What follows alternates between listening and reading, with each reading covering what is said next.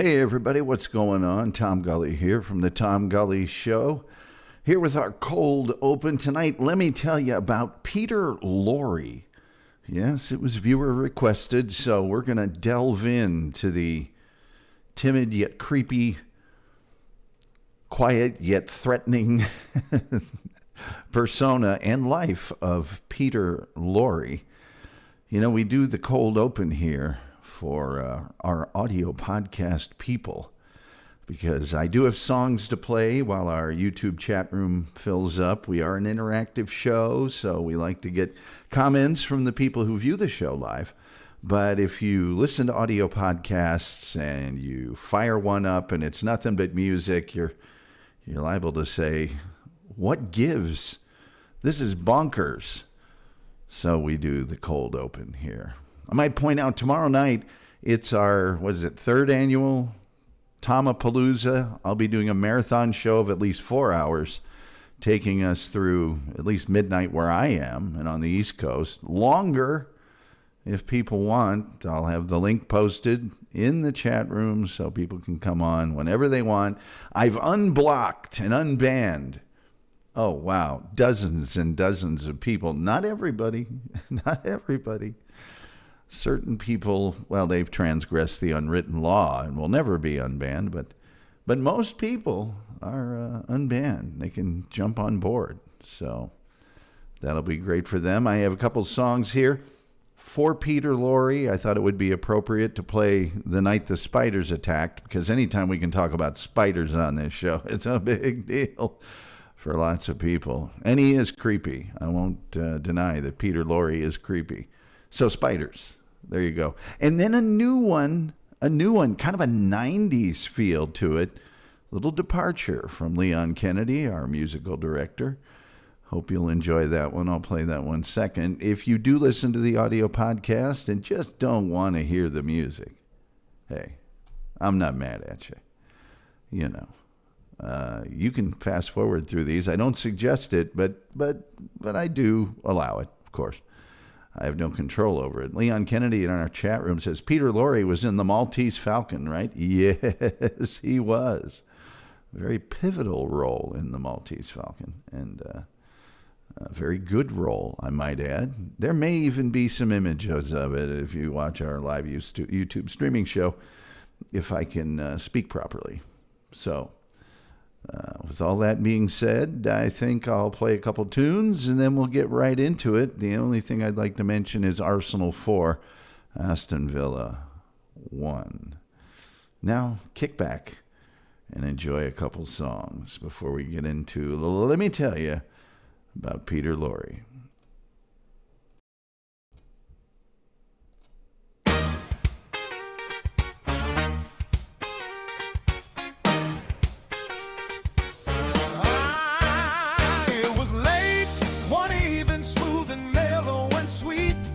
Tom Gulley on the airwaves laying down that beat. He heard a little rustle tapping soft and discreet. Turned around and saw some spiders dancing on their feet. All their legs were shiny gold and the rhythm pure heat.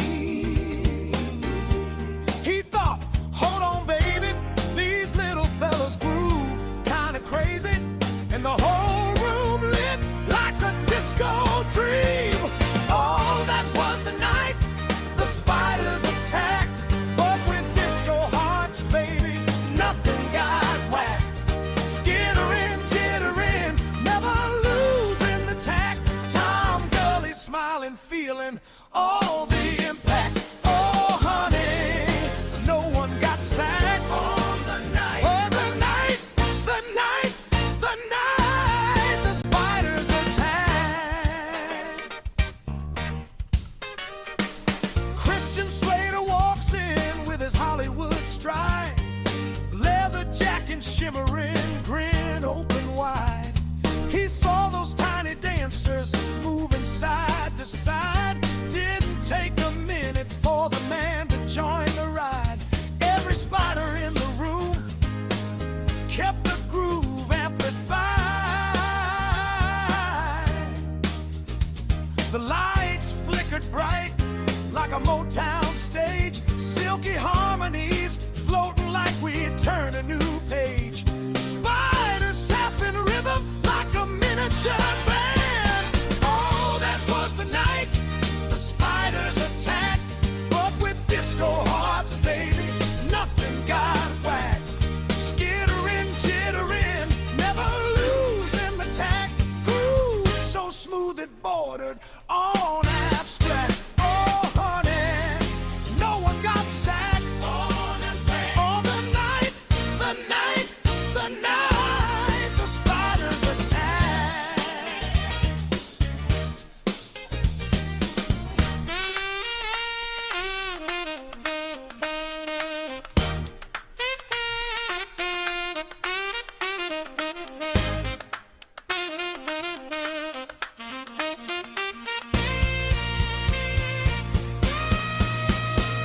Oh, that was the night the spiders attacked. Silver legs shimmering in every move exact. Glittering, gliding, keeping all the rhythm packed. Groove so heavy, every heartbeat synced and stacked. Oh, honey, the whole world clapped. For the night, the night, the night the spiders attacked.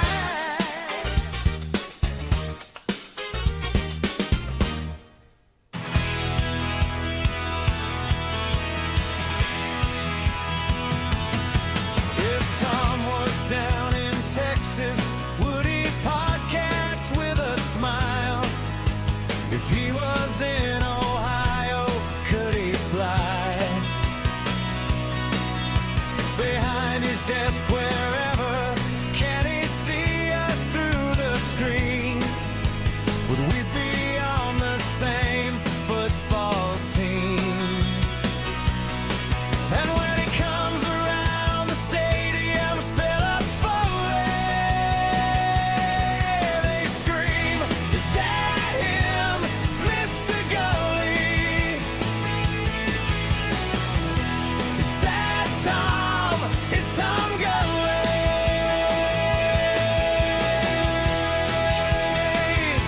When Tom drives to the city, all the pretty girls come about. Tom Gulley's airwaves a merciful shout. And when Tom parks his Jag in a space that's looking safe, all the men wish that they could be in his place. And when he comes around, the stadiums fill up fully. They yell, "Is that him, Mr. Gulley? Is that Tom? It's Tom Gulley." I never know the words to say for Tom to look my way.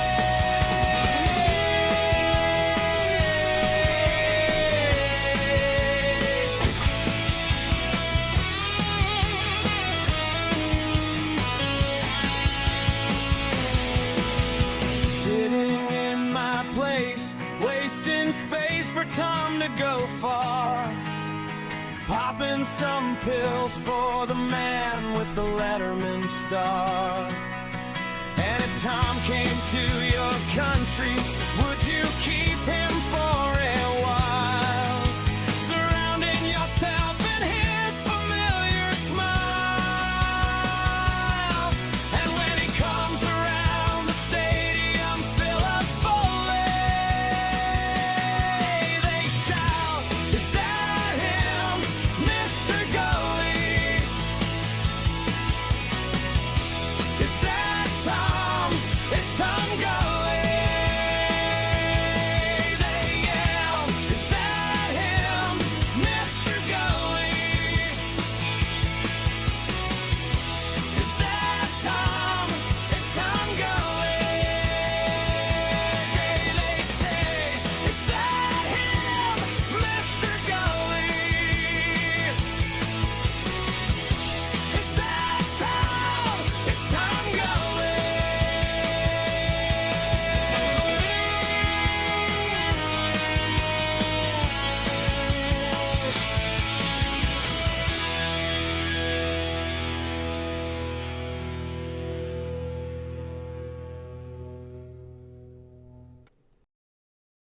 Hey, everybody, what's going on? What's hot? What's hip? What's happening? What is shaking tonight? Let me tell you about Peter Lorre, the well-known actor.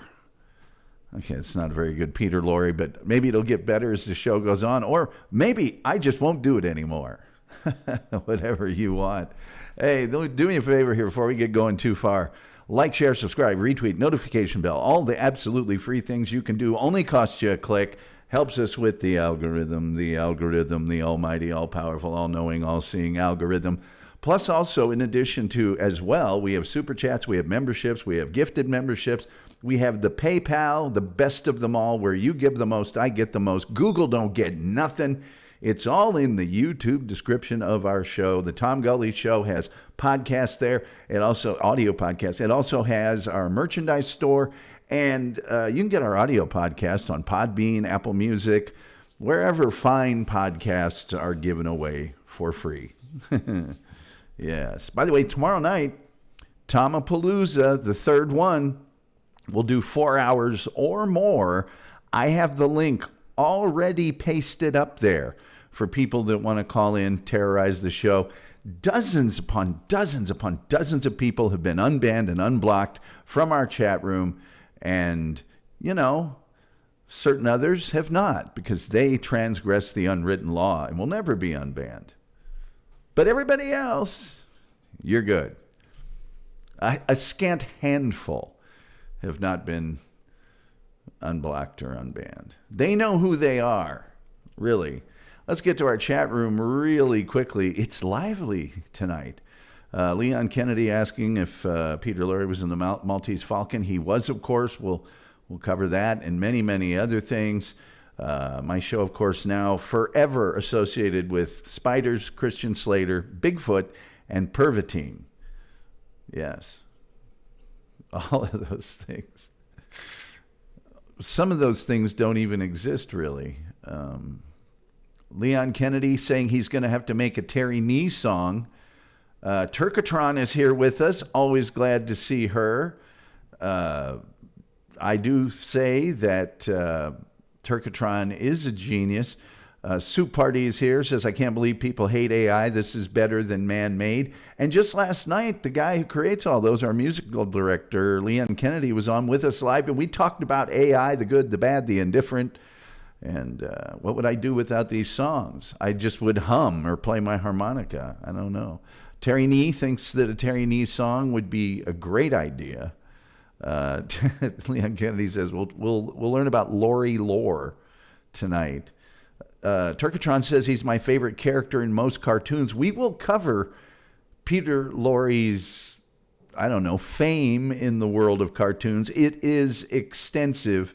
Soup Party says, I knew it was you singing. That's my story, and I'm sticking to it. Turkatron will call with taco tips tomorrow night. And I'll be writing them down. Tim Jenkinson says, good result for Arsenal tonight, Tom. Arsenal Quattro, Aston Villa Uno. And that last one we just gave away. I mean, what do we care about that point? Who cares? Anyway, let me tell you about Peter Lorre.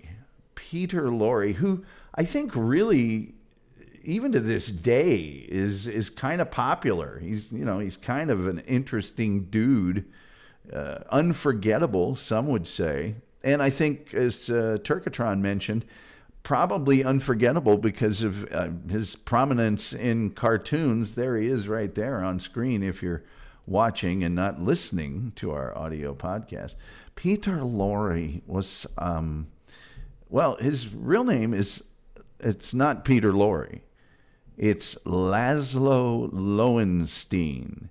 And he was born in Hungary, but even that is a little nebulous. The country he was born in was actually Austria-Hungary at the time. It was a conglomeration of the two. He was active in Europe at first, and then in the United States. He was known for these timidly devious characters. He's known for his very unique appearance, his accented voice.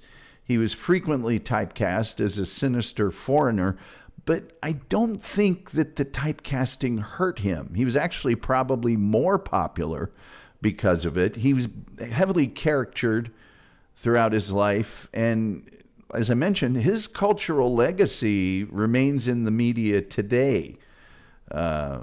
Let's get into his, he acted in some big movies, some of which he made big. And I'm going to surprise you with a few of them, I think. I really am. He was born Laszlo Lowenstein, as I mentioned, in a town now known as Ružomberok. At the time, it was known as Rodahegy, in the Lipto County of the Kingdom of Hungary in the Austro-Hungarian Empire. Okay, it's now part of Slovakia. It's a very, transient sort of nation-state area, fluid in terms of, where do I live, basically. He was the first child of some German-speaking people in Austria-Hungary. In other words, he didn't speak Hungarian, spoke German. Elvira and Alois Lowenstein. Now, the couple had recently moved to this area. Why? His father, Alois, was appointed as chief bookkeeper at a local textile mill. And he also served as a lieutenant in Austria's reserve army. And for that, he was often away on military maneuvers. I might also mention that will become very important in a second because of world events. His mother, Elvira, died when Peter Lorre was just 4 years old, leaving his father, Alois, with 3 very young sons. And what did Alois do? Well, he married Elvira's best friend, Melanie Klein, with whom he had 2 more children, total of 5. However, Peter Lorre and Melanie never got along, and this made his childhood not that fun, okay? Anticipating that he might be conscripted or drafted following the outbreak of the Second Balkan War, don't get it twisted with the First Balkan War, please. Alois moved the family to Vienna, capital of Austria. And following the outbreak of World War I, don't get it twisted with World War II, he served on the Eastern Front during the winter of 1914-1915, and he had heart trouble. Now, the Eastern Front during this war, any front during World War I, not a great place to be. Because of this heart trouble, and this might have shaped some of the morbidity and the weirdness of Peter Lorre, his father was put in charge of a prison camp for the remainder of the war. Peter Lorre, though, he started acting on stage in Vienna at age 17, working with a famous Art Nouveau artist and puppeteer named Richard Teschner. He then moved to Breslau and later to Zurich, and in the late 20s, he moved to Berlin, and that's when his career really started to take off. He worked with a famous playwright named Bertolt Brecht, including a role in Brecht's famous play Man Equals Man and in a musical called Happy End. But his big breakout role, and this made him big not only in Europe, but in Hollywood. Back in those days, you have to remember, 1931 was just on the other side of the silent era. So certain foreign films with subtitles were actually still very, very popular in the United States. And it was in 1931 that director Fritz Lang cast him as the child killer Hans Beckert in a film called M, which is still creepy and terrifying to this very day. It's a film that was reputedly inspired by the Peter Curtin, Kurten case. Look it up. It will creep you out. You'll have bad dreams. Don't blame me. Fritz Lang, who's a legendary director of the time, said he had Peter Lorre in mind for the part and didn't even bother to screen test him. He's like, he's the guy. He felt that Peter Lorre gave his best performance ever in this film called M, and that it was one of the best acting performances in the history of film. An early observer in the press said that Lorre played the loner and schizotypal murderer with raspy voice, bulging eyes, and emotive acting, which was a holdover from the silent screen, as I mentioned, which always make him memorable. So already he's made this big impact. He appeared in an early science fiction film in 1932. I'd pronounce it, but it's German. Nobody would care but me. Mit meine Deutsche sprechen. When the Nazis came to power in 1933, Peter Lorre took refuge in Paris, continuing his popularity in Europe. And he was noticed by a guy named Ivor Montague, who was the associate producer for a movie called The Man Who Knew Too Much. And he went to the director of that film and reminded him of Peter Lorre's performance in M. That director was Alfred Hitchcock, and the year was 1934. They considered him for another role, but wanted him for a much larger role, even though Peter Lorre didn't really speak much English, and Lorre overcame that by learning his part phonetically. In other words, he didn't really necessarily understand completely the words he was speaking. He may have understood the intent of what he was saying, but he just learned the words by little bits of things to say. In 2014, this is this many years ago, because The Man Who Knew Too Much is a hugely awesome Hitchcock film. It's sometimes considered Hitchcock's biggest hit of all of his films. Michael Newton in The Guardian just, 9 years ago wrote, Lorre cannot help but steal each scene. He's a physically present actor. Often you feel he is surrounded by the more boring English actors, the only one in the room with the body. Well, Lorre and his first wife, a woman named Celia Lovsky, boarded the Cunard White Star liner RMS Majestic. By the way, the Cunard White Star line, kind of the Titanic, I'm just saying, many years later, of course, in Southampton in 1934, to sail for New York the day after the shooting had been completed on The Man Who Knew Too Much, having gotten visitors' visas to the United States. After his first two American films, Lorre returned to England to feature in Alfred Hitchcock's Secret Agent. So Alfred Hitchcock was a fan of this guy and used him a lot. Peter Lorre settled in Hollywood and was soon under contract to Columbia Pictures, which actually had some difficulty finding parts for him. Do we have anything for a creepy foreigner? No. Well, we'll get to it.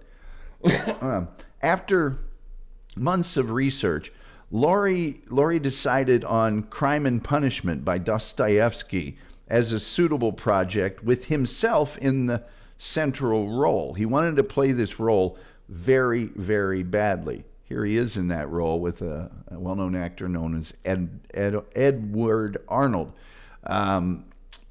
Columbia's head of production, Harry Cohn, agreed to make the film adaptation on the condition that he could lend Peter Lorre to MGM, probably because he was paying Peter Lorre on contract, but he wasn't really making any films, so he figures, hey, I'll just go ahead and loan him out.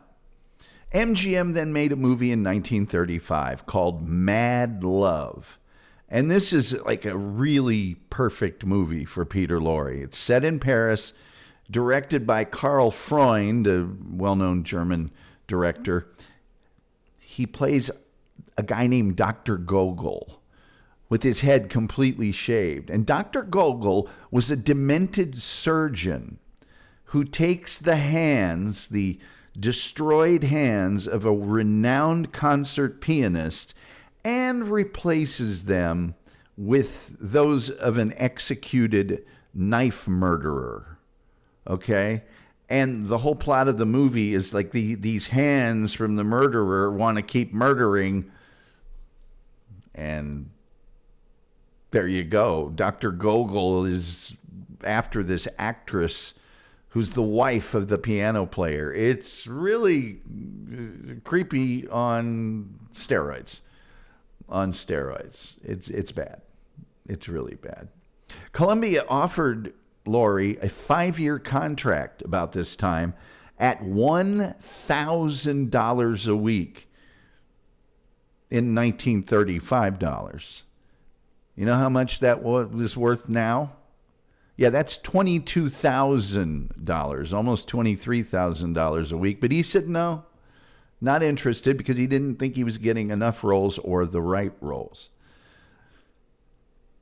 After he got back from England for making Secret Agent, doing some other things, he was offered and he accepted a 3-year contract with 20th Century Fox.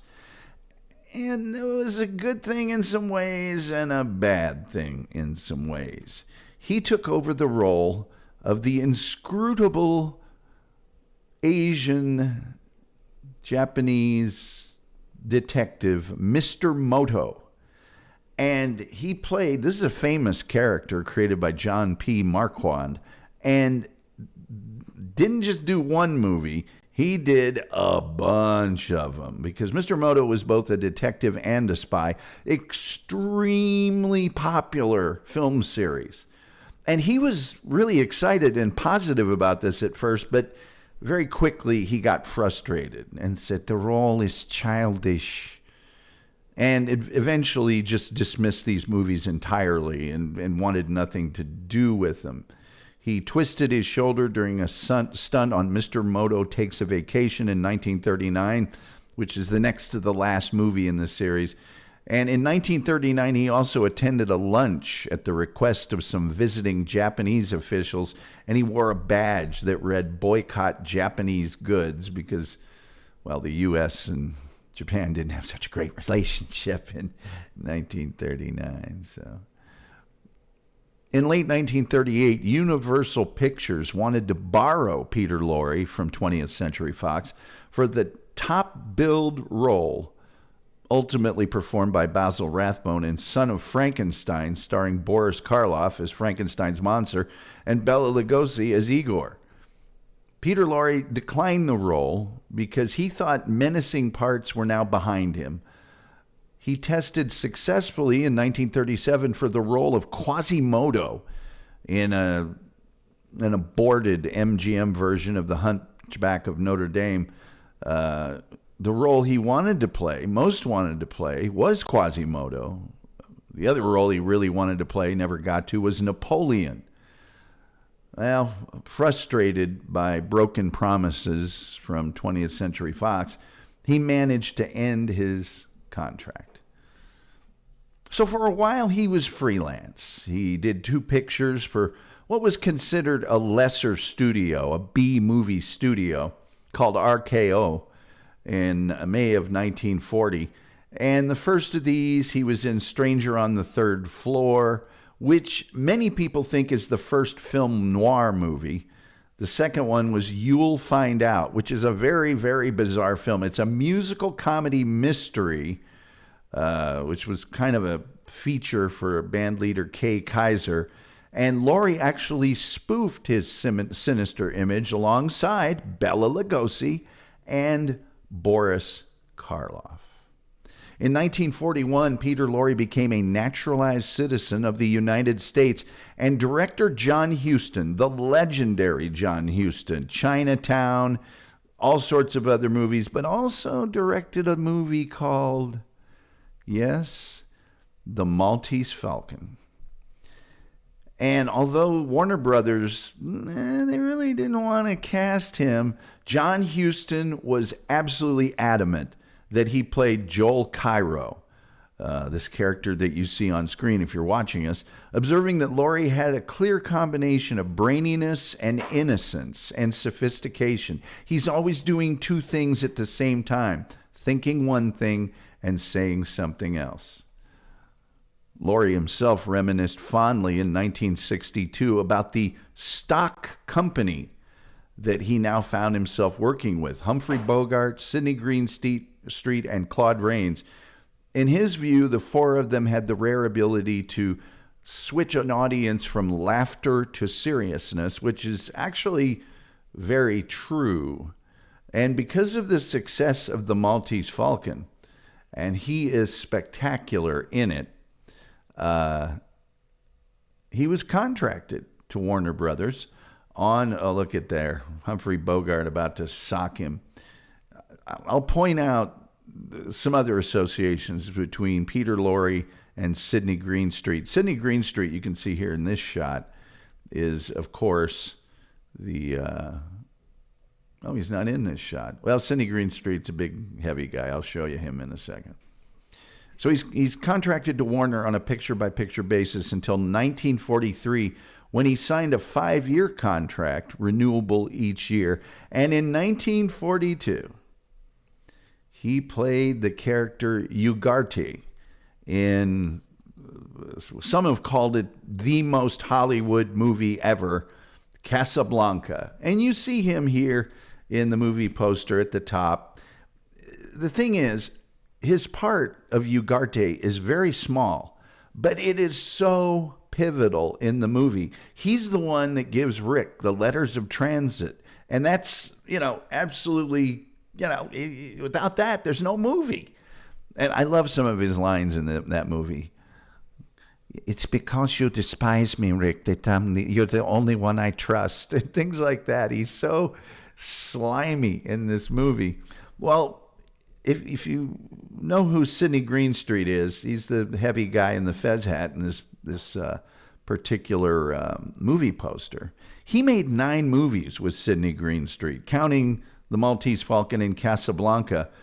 And they started calling the two of them, because they appeared together so often, Little Pete and Big Sid, although in a few of the movies they didn't have much screen time together. They still were known for being in films together.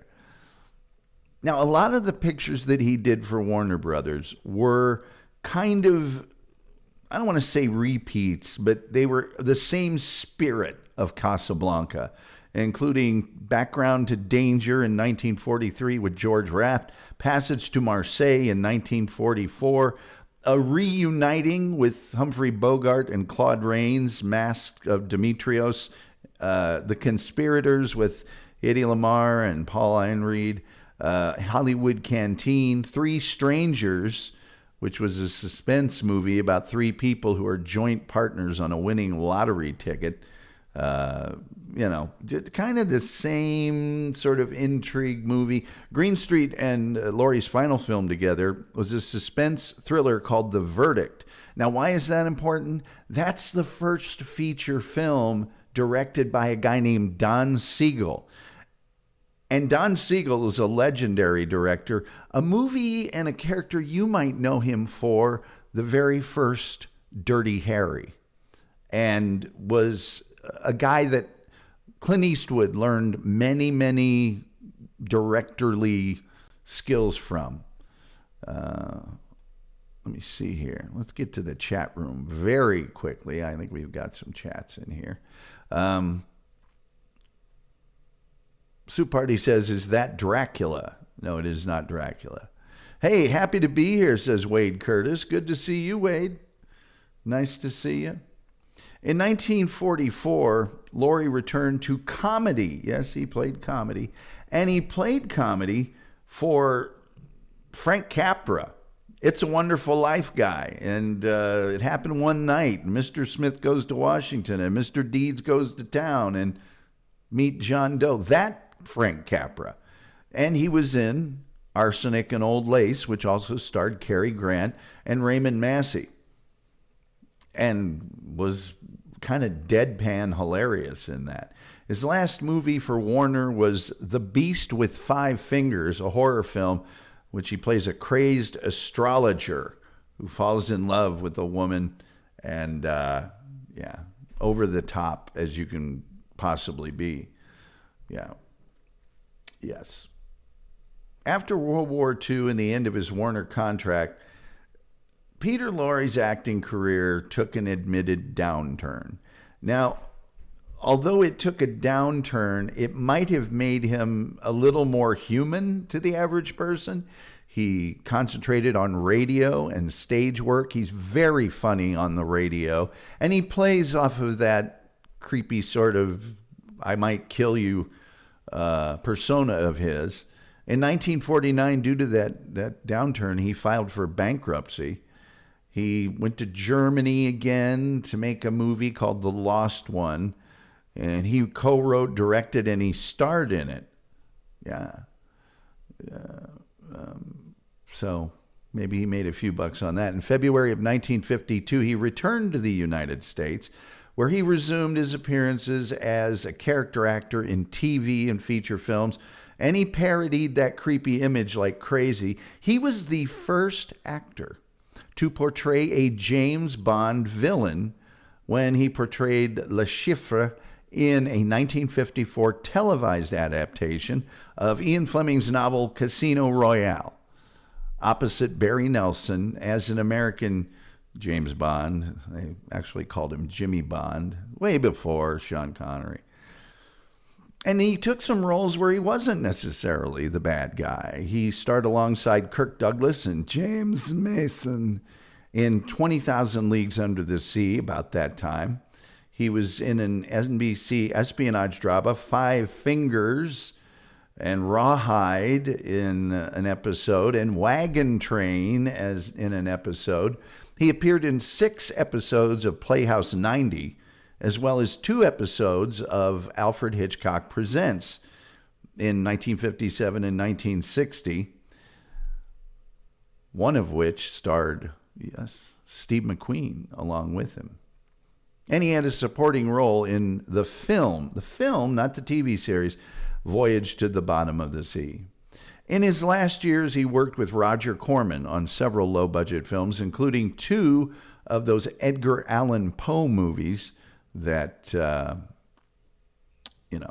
Roger Corman made.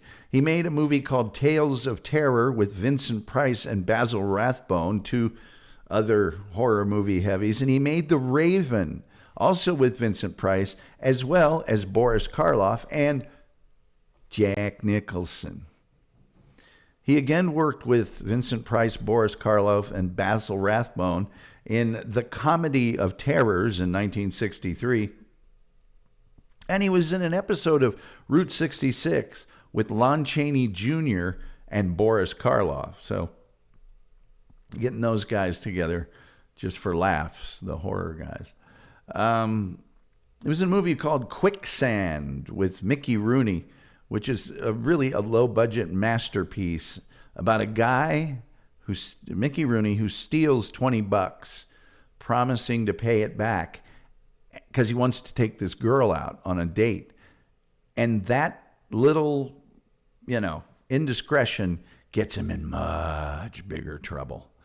Very, very good film, and Peter Lorre is very, very good in it. He was married 3 times. I mentioned Sheila Lovsky, 1934 to 1945, and then he married this gal. Now, look, her name's Karen Verne, and let me tell you something. You've seen Peter Lorre. Well done, Peter. She is a looker. But they were only married for 5 years, and finally he married Anne-Marie Brenning, and they were married in 1953 until his passing. And she also had his only child, Catherine. Why is Catherine important? Well, Peter Lorre's daughter Catherine made headlines after serial killer Kenneth Bianchi confessed to police investigators that he and his cousin and fellow hillside strangler Angelo Buono, posing as undercover police officers, had stopped her in 1977 with the intent of abduction and murder, but they let her go. Why? They learned she was the daughter of Peter Lorre. And it was only after Bianchi was arrested that Catherine Lorre realized whom she had met. She unfortunately died of complications from diabetes on May 7th, 1985 at age 32. Now, many people have commented that Peter Lorre is so skinny and then he kind of got heavy. Well, Peter Lorre suffered from chronic gallbladder troubles, and doctors prescribed morphine for this, and he became sort of trapped. He kind of ping-ponged between the constant pain and the addiction to morphine to ease the problem. And it was during the period of those Mr. Moto films that Lorre struggled with and overcame his addiction, but having quickly gained 100 pounds and not fully recovering from his addiction to morphine, he suffered personal and career disappointments later in life because of it. He died in Los Angeles on March 23rd, 1964, from a stroke. His body was cremated and his ashes are interred at the Hollywood Forever Cemetery in Hollywood. Vincent Price read the eulogy at his funeral. Here's another really strange thing about Peter Lorre. He was inducted into the Grand Order of, and I didn't make this name up, the Grand Order of Water Rats, the world's oldest theatrical fraternity in 1942. He was honored with a star on the Hollywood Walk of Fame in February of 1960. Being Warner Brothers cartoonists' favorite characterization, Peter Lorre was regularly caricatured in numerous Looney Tunes and Merry Melodies animated film shorts, including Hollywood Steps Out in 1941, Horton Hatches the Egg in 1942, and Hair Raising Hare in 1946, and many more through the 40s and the 50s. Future characters of Lorre have persisted in film and television for decades afterwards, including live action and animated bit characters in numerous films and TV programs. Vocal impressions of Lorre have been used to create the voices of cartoon characters such as Morocco Mole on The Secret Squirrel Show in the 1960s, Ren in the Ren and Stimpy Show in the 90s, and Kamek the Magician in the Super Mario Brothers movie in 2023. Here's a weird one. This is a really weird one. You're going to find this weird.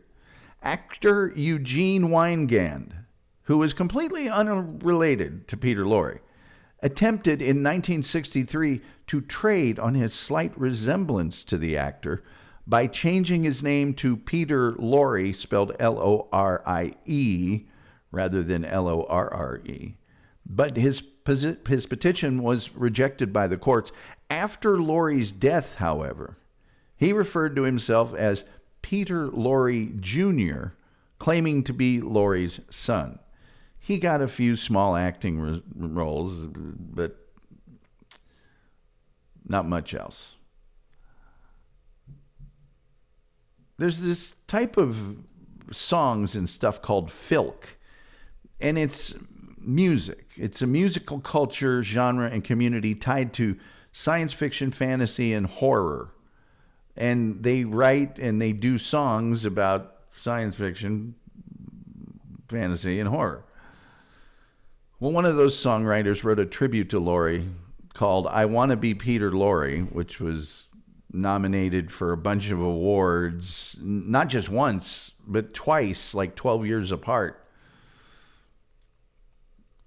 There's a punk cabaret band that had an album called Addicted to Bad Ideas, Peter Lorre's 20th Century, which is a tribute to him. Yeah, that's Peter Lorre. A few of the movies, man, he did some big movies, I'm telling you. He did The Man Who Knew Too Much, huge Hitchcock movie. Mad Love, we talked about. Crime and Punishment, Secret Agent. He did Think Fast, Mr. Moto. Thank You, Mr. Moto. Mr. Moto's Gamble. Mr. Moto Takes a Chance. Mysterious Mr. Moto. Mr. Moto's Last Warning. Mr. Moto in Danger. Mr. Moto Takes a Vacation. And obviously, extremely popular movie series. He did Strange Cargo. He did Island of Doom Men. He did The Face Behind the Mask. They Met in Bombay. Maltese Falcon. Invisible Agent. The Boogeyman Will Get You. Casablanca. The Cross of Lorraine. The Mask of Demetrios. Arsenic and Old Lace. Played himself in Hollywood Canteen, Hotel Berlin, if you like, Confidential Agent. Played a lot of spies, one of my favorites with Bob Hope, My Favorite Brunette. God, is he funny in that. But he's evil, but he's funny. Rope of Sand, great movie. Quicksand. Beat the Devil. If you've never seen Beat the Devil, you can see it anywhere. It's definitely on YouTube. You watch it whenever you want.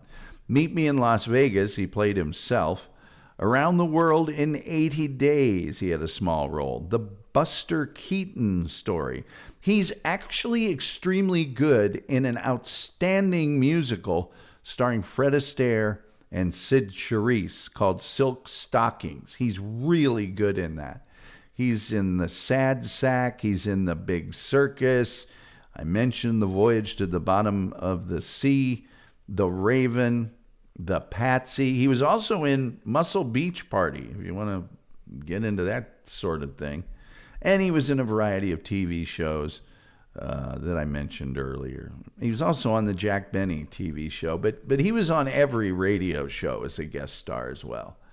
And that, ladies and gentlemen, as requested by one of our viewers, is really all I have to tell you about the amazing Peter Lorre. Do me a favor, like, share, subscribe, retweet, notification bell, all those absolutely freebie things that you can do to help us with our little show here, which apparently right now is not really being watched by that many people.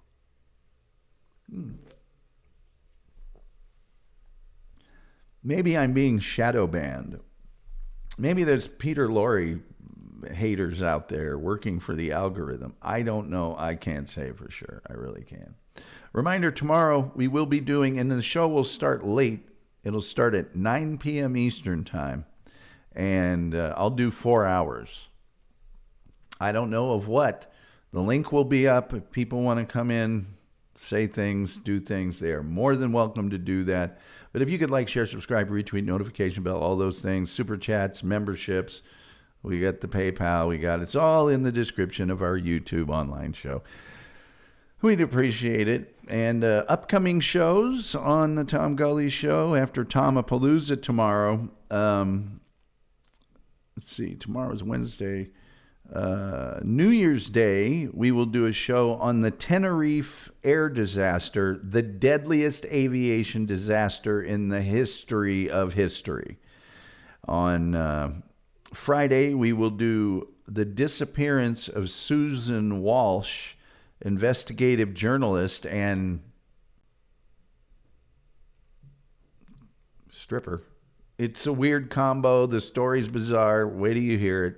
She's also related to somebody famous.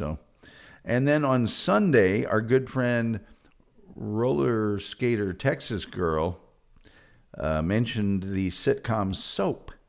And so we will be doing a show on Sunday about the sitcom Soap, which is the launching off point for a young Billy Crystal, as well as many other people. So that's what we got coming up on the Tom Gulley Show. Let's go to our chat room. There's absolutely nothing new in it. Our room count is plummeting like a shot duck, but that's okay. It's the holidays. No one can really tell. And this hair, I don't know what this hair's doing today. Doesn't really matter, does it? All right. Well, who gives a it's just the way it is.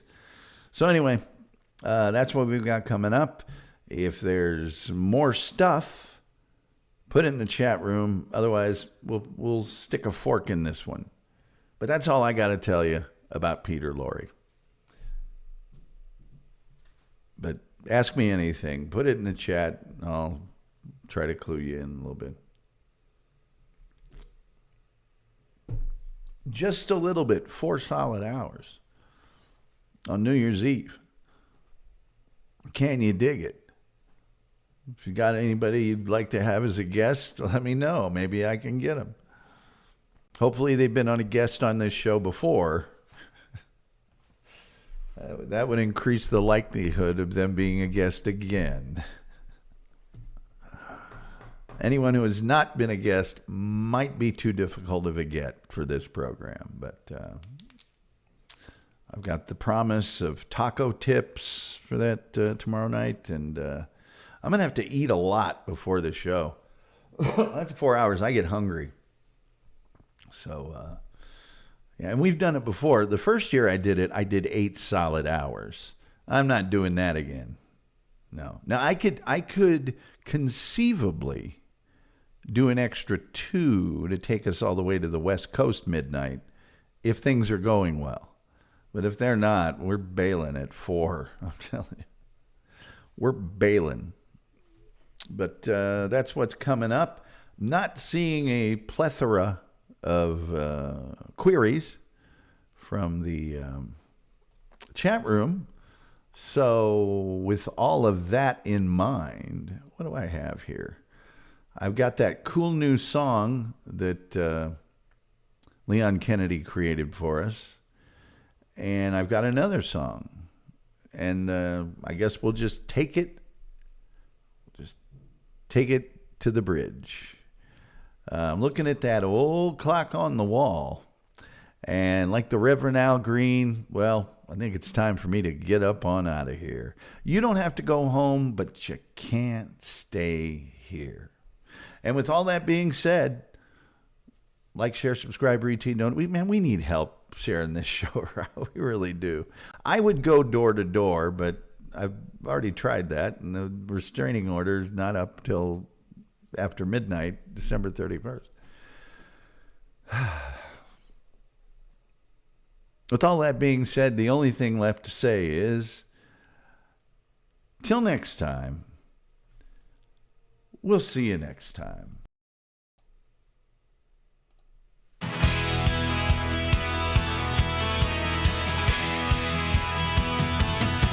If Tom was down in Texas, would he podcast with a smile? If he was in Ohio, could he fly? Behind his desk, wherever, can he see us through the screen?